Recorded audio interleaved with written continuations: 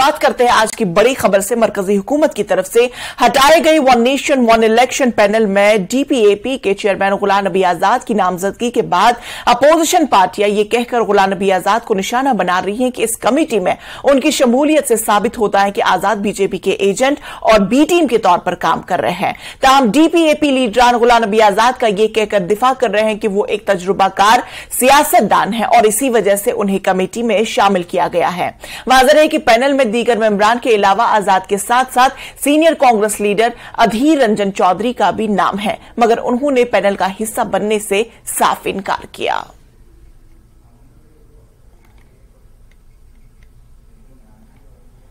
मेरे साथ हैं general secretary, senior general secretary और ये फॉर्मर मिनिस्टर हैं आरएस चिब साहब। न्यूज 18 से बात करने के लिए शुक्रिया।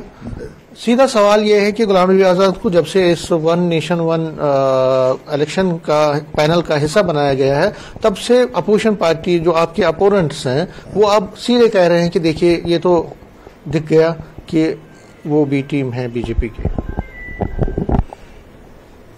देखिए ऐसा है, आपको याद होगा कि आज से 1 साल पहले जब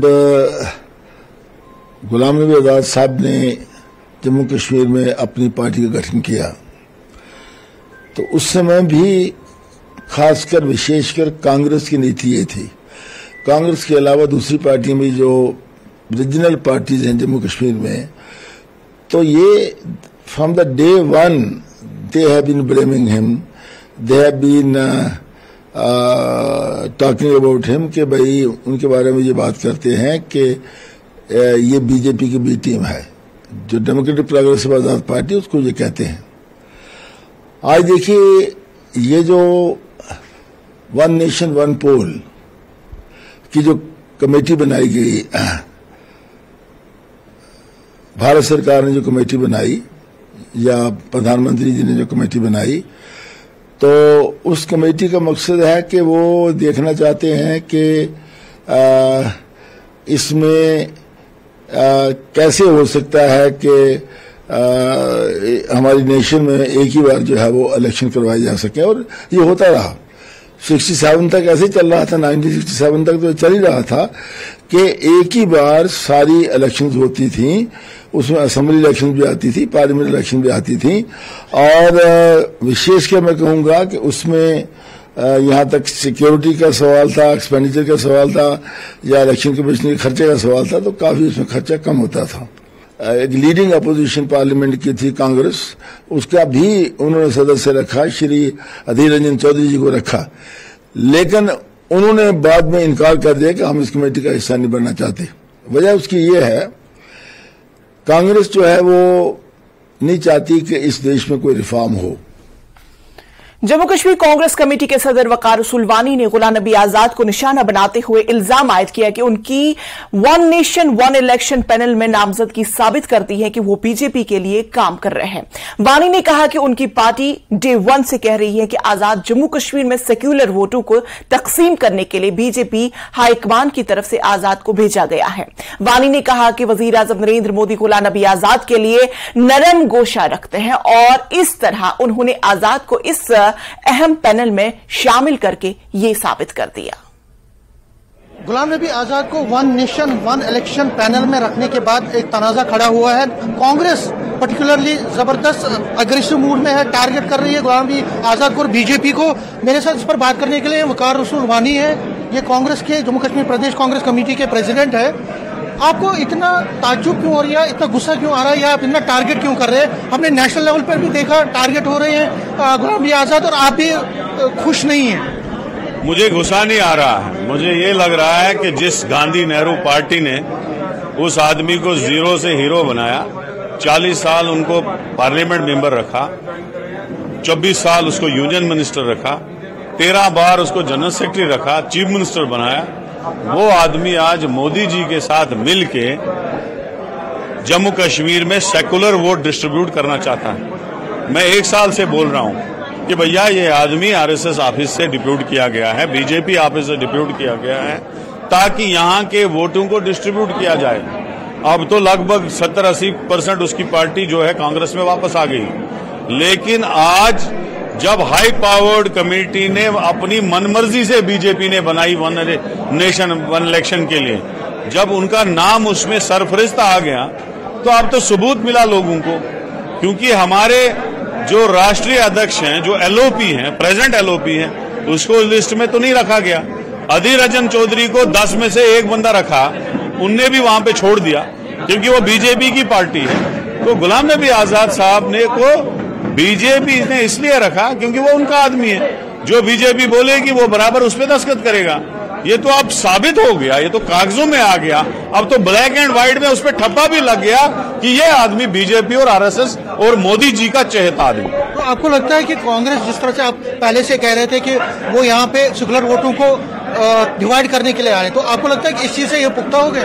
अब तो ये साबित हुआ, अब इससे ज्यादा क्या होगा? मैं तो उनको कह रहा हूं कि अब तो इससे ज्यादा क्या सबूत मिलेगा कि एक आदमी को मोदी जी खुद आर्डर निकाल के हाई पावर्ड कमेटी में, बीजेपी की हाई पावर्ड कमेटी में रख रहा है। मुझे नहीं लग रहा इससे और कोई सबूत मिले। मैं कैमरामैन बंटी के साथ में समीर भट्ट, न्यूज़ 18 जम्मू।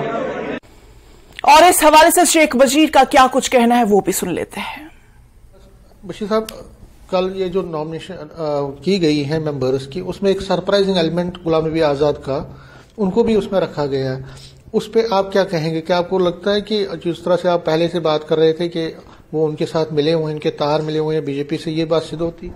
कल जो कमेटी तश्कील दी गई है, बाकियों का क्या इसके मतलब ख्याल है, लेकिन जब हम इसको कमेटी के मेंबरों को देखते हैं तो लगता है कि बीजेपी एक सेट माइंड से काम कर रही है और लोगों को कंफ्यूज करने की कोशिश कर रही है।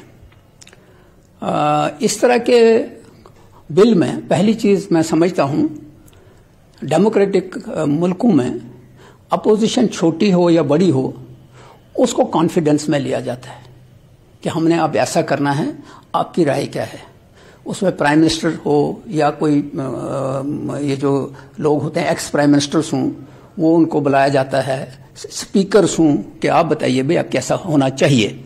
लेकिन चूंकि ये बीजेपी ने जब ये तश्कील दी, ये 2-4 दिनों में जो ये बात हो रही है और उसमें जो मेंबर आए, मुझे नहीं मालूम कांग्रेस ने क्या किया, कैसे वो सोचते हैं, लेकिन जम्मू कश्मीर से जब आजाद साहब का नाम पड़ा तो मुझे थोड़ा सा हैरानगी हुई। लेकिन हैरानगी नहीं हुई, हैरानगी इसलिए नहीं हुई कि आजाद साहब ने जब कांग्रेस को छोड़ा और जम्मू कश्मीर के अंदर पॉलिटिक्स शुरू किया तो वो छोटे से छोटा बच्चा भी समझता है कि ये एक मिशन के तौर पे काम कर रहा है।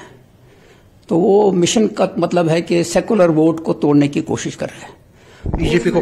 वो बीजेपी, आपको शायद याद होगा कि जब आजाद साहब का यहाँ शुरू हो गया तो गवर्नमेंट ने उसको थोड़ा सा पैटिंग शुरू की, तो सबसे पहला बयान अल्ताफ बुखारी का आया कि ये कहां से आ गया।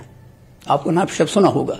तो जाहिर है कि पहले बुखारी साहब इसमें थे, सज्जाद लोन साहब थे, तो अब जब आजाद साहब हो गए तो गवर्नमेंट इसको पूरा हर एक किस्म की फैसिलिटी दे रही है जो बाकियों को नहीं है।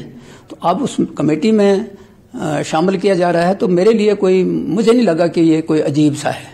ये चूंकि जब से पॉलिटिक्स शुरू हुआ है, ये मोदी जी को खुश करने के लिए कुछ भी कर सकता है।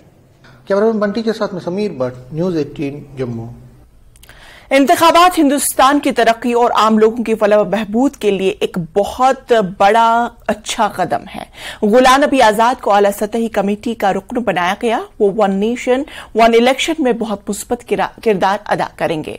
जम्मू कश्मीर के साबिक वजीर आला उमर अब्दुल्ला और महबूबा मुफ्ती के बतौर अपोजिशन अलायंस कोऑर्डिनेशन कमेटी के रुकन होने के बारे में डॉक्टर निर्मल सिंह ने कहा कि ये इन अलायंस पार्टियों का अंदरूनी फैसला है, लेकिन इस वक्त इन तमाम जमातों को वन नेशन वन इलेक्शन की हिमायत करनी चाहिए। बीजेपी के senior leader doctor Nirmal Singh जिला किश्तवाड़ और डोडा के दौरे पर हैं और इस दौरान उन्होंने न्यूज़ 18 से इन बातों का इजहार किया।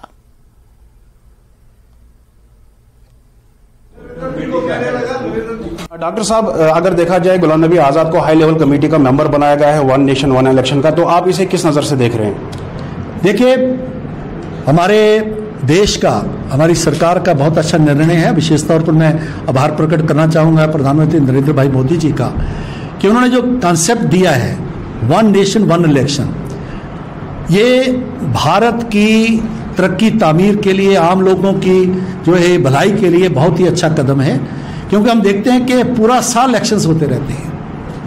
आज पार्लियामेंट का इलेक्शन है, कल को स्टेट का है, एक स्टेट का है, दूसरी स्टेट का है, डीडीसी है, बीडीसी है, कई प्रकार के इलेक्शंस हैं। ये ठीक है, लोकल बॉडीज के इलेक्शन तो अलग ही होंगे, लेकिन असेंबली और पार्लियामेंट के इलेक्शंस इकट्ठे हों, ये एक बहुत ही बड़ा अच्छा कदम है। और इसमें सभी वो लोग जो इस प्रकार के एक बड़े पॉजिटिव कंस्ट्रक्टिव मूव को जो है सपोर्ट करते हैं, उनको जो है उसमें गुलाम नबी आज़ाद साहब ने इसका जो उनका अध्यक्ष बनाया गया, क्योंकि पूर्व मुख्यमंत्री रहे हैं जम्मू कश्मीर के, और एक इसमें उस फैसले को लाने के लिए एक उनका काफ़ी अच्छा योगदान रहेगा। और मैं कहूँगा कि सभी लोग जो हैं उनको सहयोग करें, दूसरी पॉलिटिकल पार्टीज के भी लोग हैं, जिस प्रकार से उन्होंने एक रास्ता दिखाया है कि हम पॉलिटिकली हम कहीं भी होंगे, लेकिन जब देश की बात आती है हम हैं, एक हैं, और एक जो है जिसका कहते हैं कि वन नेशन वन फ्यूचर, उसके लिए वन नेशन वन इलेक्शन का बहुत ही बड़ा ज़रूरत है। उमर अब्दुल्ला और महबूबा मुफ्ती को अपोजिशन अलायंस कोऑर्डिनेशन कमेटी का भी मेंबर बनाया गया, तो इसे आप किस नज़र से देख रहे हैं? देखिए, ये उनका जो एक आपस में 25-30 लोगों का पार्टियों का ये जो बन रहा है उनका, ठीक है, जमहूरी तौर पर वो जो मर्जी करें, इलेक्शन जो है उनका कोऑर्डिनेशन कमेटी का जो भी है वो तो उनका अफेयर है, तो मैं इस पर ज़्यादा नहीं बोलूँगा। लेकिन ये जो वन नेशन वन इलेक्शन ये जो है, इसको उनको सपोर्ट करना चाहिए। 28 सियासी जमातों के इत्तेहाद इंडिया अलायंस में शिरकत के बाद पैंथर पार्टी के सदर डॉक्टर हर्षदेव सिंह